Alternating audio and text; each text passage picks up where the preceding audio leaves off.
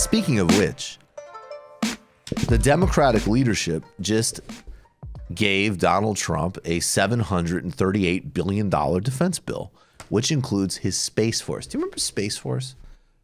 Space Force was a joke. Space Force was, I mean, it was one of these things, though, it's a tragedy because it's a joke that we always knew he was going to get, right? We always knew it was like, everybody's going to be like, oh, what an idiot. Stephen Colbert will have a really good time doing some type of, Trump Star Trek graphic. But of course, we know the Democrats will give him that. Obviously, we know that. It's from Defense Weekly, Jane's Defense Weekly, I believe. The final version of the 2020 Defense Appropriation Bill would pave the way for U.S. President Donald Trump's Space Force, part of a much wider spending deal between congressional leaders in the White House to finalize spending and avert a government shutdown. The long-delayed bill, released on Monday by the House Senate Appropriations Committee, must be approved by both chambers and the Trump government before funding expires Friday, December 20th, blah, blah, blah. It goes on to talk about the wide range of defense spending decisions in the bill. And this is a bill that does nothing to reform the 2002 AUMF, which has been used to justify U.S. Regime change efforts and covert actions across the globe. This is the umbrella that even things that have zero transparency and have cost thousands of civilians their lives, like the drone program, which basically are designed to be completely secret executive branch and CIA and maybe Pentagon operations. This is the authorization that sort of levels everything out. This is what Mike Pompeo said this administration would invade Iran using. Nothing on that. Nothing on stopping funding for our backing of the genocide in Yemen, the Saudi onslaught on Yemen. It funds the Space Force. An earlier version would have restored rights for transgender troops. That's not there as well, as far as I understand.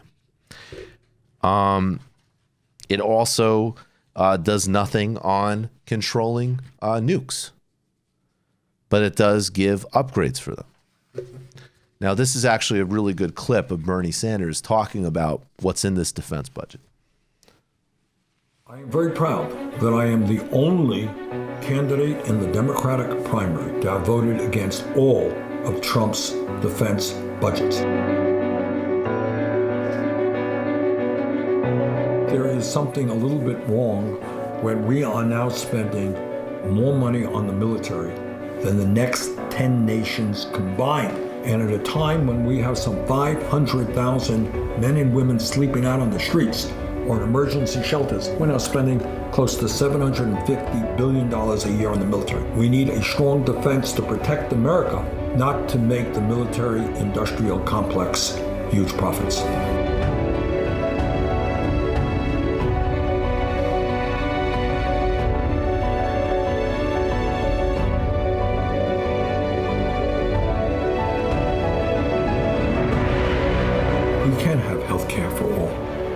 Raise the minimum wage to a living wage. We can make public colleges and universities tuition free. And you know what? We can cancel all student debt.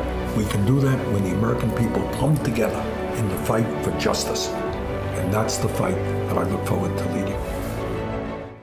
Their ads are getting better and better. As someone who's a big early critic of their ads, that's all 100% true. And there's all of the humanitarian dimensions of this. There's the travesty of what is a giant corporate military industrial complex giveaway of a supporting from the Democratic leadership and the Republican Party of the genocide in Yemen, famine in Yemen, potential catastrophic war on Iran. And then even from the parameters of U.S. strategy, and how you actually deal with the reality that the United States is not going to be a global sovereign empire, that China is going to reassert its influence over its corners of the world. I want to move to a post-imperial world where there's no imperial order. But the reality is that those dynamics are changing. And unless you want a truly global catastrophe, a hot war with China, you have to be looking to alternative parameters of diplomacy and investment. I mean, look, China is putting out a huge amount of money on Belt and Road. Are there dangers in it for countries involved in that project and their sovereignty? Of course. On the flip side, what kind of massive nation building exercise success is are they having by giving people essentially infrastructure across the stands, across Africa, through parts of Europe, wiring them up for the internet, roads, bridges, tunnels, airports. This is an enormous nation branding success. And the United States just comes through with another obscene military budget. Elizabeth Warren opposed this one. She voted for the first three. People should remember that. I just wanted to note really quickly please. that, you know, I think the points that Bernie's making there are so important about, you know, how we're allocating the funds of the United States budget.